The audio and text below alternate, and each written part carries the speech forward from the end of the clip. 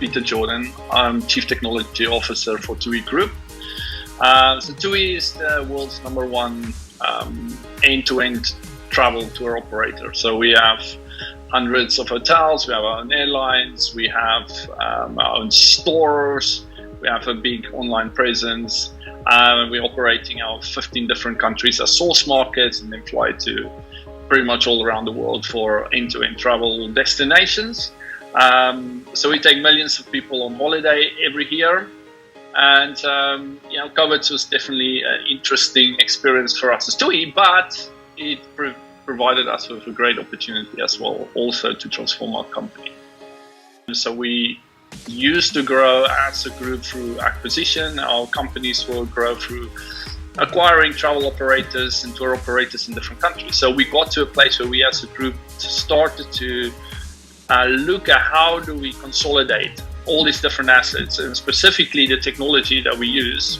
And underlying, you have different business models, but the technology you require to sell your product needs to be the same. And we started to look at how do we change from market-specific operators to a global organization that exists once and distribute to multiple places with one technology stack. And technology is driving really the cost of sales and speed of distribution and new features to your customers. And people expect that to be faster. So we have been transforming ourselves into a platform and software company really underneath it, where the assets is giving us advantage in the way we price and the way we can take on risk and distribute risk, and provide that end-to-end customer experience. But in essence, underneath it, we are a technology company who manages the holiday experience, the risk of underlying assets, and pricing it effectively.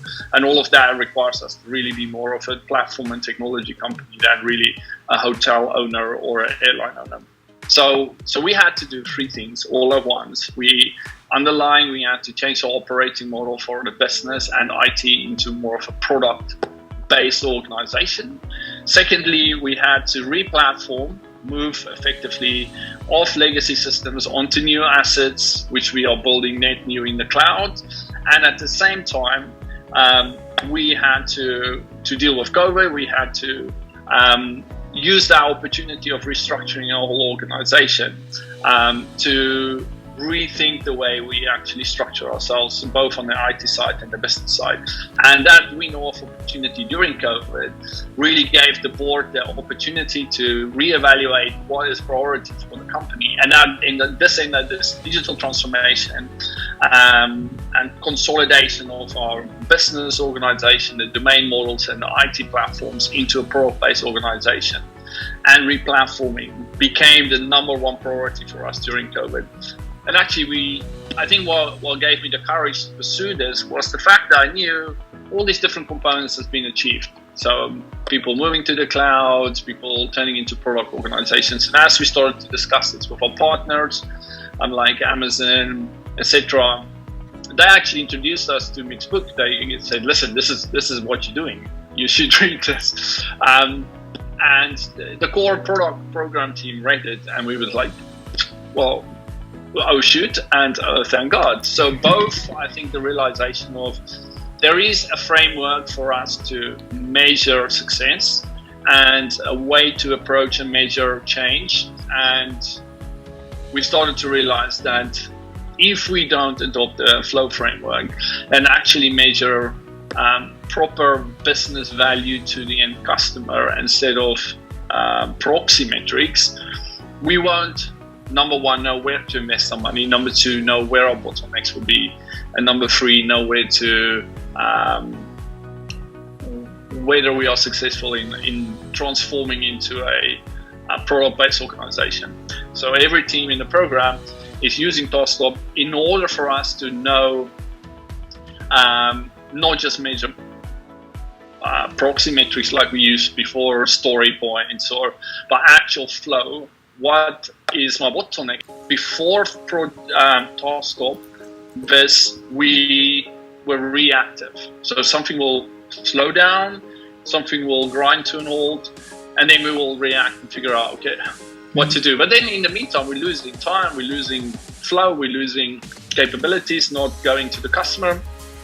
And task of this is there to help us be proactive, be more predictive, showing us the trends and showing us when stuff will happen before it occurs, so that we can actually take appropriate measures. So we started with a few teams, and then we started to grow and grow and grow. And now at this stage, we're at the point of having it used and adopted across the whole organization, across multiple teams and multiple product lines, to give us overall view and really be more proactive rather than reactive on bottlenecks in our transformation plan. The way we use this is both at team level, so the actual product managers of the different teams, the lead product owners over multiple teams, and then also our product leads across product lines is looking at it. So I think what's very valuable of this is that the data gets loaded once and we can cut it any way we want to look at it. So sometimes we have to look at cross-platform teams that sits across multiple pillars. Sometimes we need to look into a pillar. Sometimes we want to look into multiple teams within a specific business domain. And this helps us to do that. So I think I would recommend, first of all, people to really consider the shift in the thinking of frameworks, because TaskScope is the tool that really helps you understand it. But if you don't make that shift from project to product, you will really struggle. And I think Mick did a great job in the book describing why proxy metrics is really deceiving, and it is the greatest risk in your transformation program. And TaskScope is the way that we shifted our thinking away from proxy metrics to more predictive and genuinely product-based flow business and customer value out of the door.